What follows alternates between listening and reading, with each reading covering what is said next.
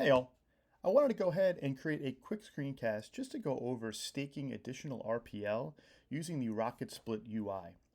So we recently discovered an issue where staking additional RPL was not working because we were assuming that the approval had already happened for using RPL against the Rocketsplit contract.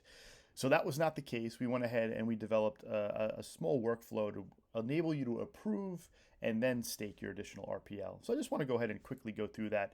I'm here on a local fork here, and I'm going to go ahead and put in my node address.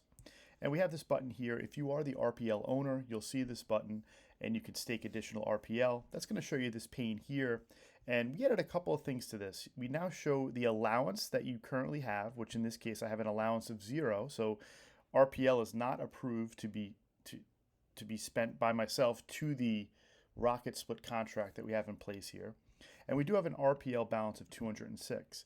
So this is going to automatically detect what your allowance is and what you're trying to stake, and it will make the calls appropriately. So if I go ahead and say I want to stake an additional 100 RPL, it's going to go ahead and say approve that RPL first. We can go ahead and click approve, and then we can approve that 100 RPL.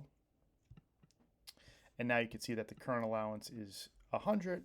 And now the button changed to stake additional RPL, and we can go ahead and now stake that and confirm that. And then boom, we've successfully staked that RPL. So now if we go back in here, you can see our balance did go down by that 100, and we do have that RPL staked.